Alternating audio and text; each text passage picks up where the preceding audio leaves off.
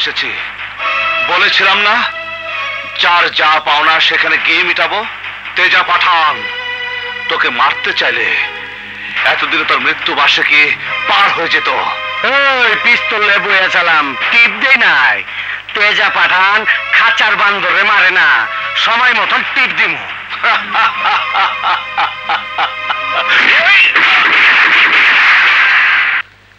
তুমি কি পাগল? একা গিয়েছিলে তেজা পাঠান? রাস্তা নাই। বাঘ একাই শিকারে যায়, দল বেঁধে ঘাস খেতে যায় তো ভেড়া ছাগলের দল। কিন্তু এই মারপিটের জন্য আমাকে উপরে জবাবদিহি করতে হবে।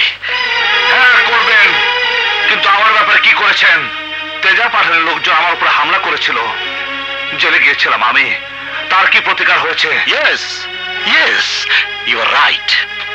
কিন্তু ওরা চাইনি তেজার সাথে আমাদের কোনো গ্যাং ওয়ার হোক। এই জন্য আমি একা গিয়েছি, প্রয়োজনে বারবার যাব। আর হ্যাঁ, গ্যাং চালিয়ে গ্যাং ওয়ার দেখে ভয় পেয়ে ভিন্ন চিন্তা করেন? হ্যাঁ হ্যাঁ, এখন থেকে আমিও তাই করব, আমিও তাই করব।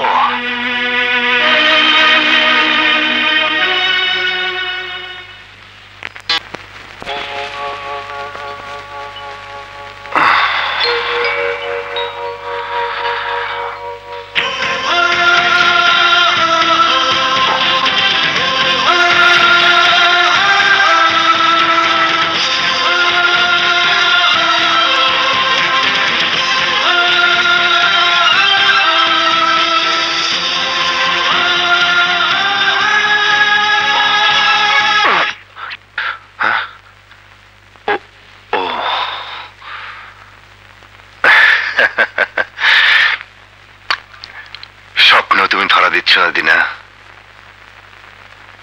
একদিন বাস্তবে তুমি ধরা দেবে, তোমাকে আমার হতেই হবে। আসসালামু আলাইকুম আঙ্কেল। ওয়ালাইকুম আসসালাম। আরে মা নাজমা, এসো এসো। নিশ্চয়ই নতুন কোনো মামলা? পুরনো মামলার বিজয়ের মিষ্টি খাওয়াতে এলাম। কমল দা, ভিতরে এসো।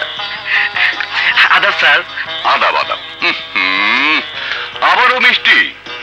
দেখো মামুনি, তোমার এই আঙ্কেলটি হার মানা কাকে বলে তা জানে না, কিন্তু সবাই যদি জিতে এসে মিষ্টি খাওয়ায়, তাহলে ডাক্তার হিসাবে তুমি বলো আমার কি অসুখ হতে পারে? দিদি। আঙ্কেল, এটা মিষ্টি নয়, দোয়া মনে করে খান। কেন, দোয়া কি মিষ্টি নয়, টক?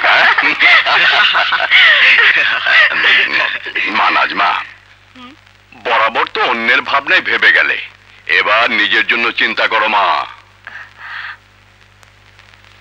নিজের জন্য চিন্তা? সংসার ধর্ম তো পালন করতে হবে। আঙ্কেল, মা বাবা হারানোর পর ফুপির কাছেই বড় হয়েছি। আমার সব ব্যাপারে ফুপির সিদ্ধান্তই হবে আমার সিদ্ধান্ত। বটে, আধুনিক মেয়ের মুখে সনাতনী কথা।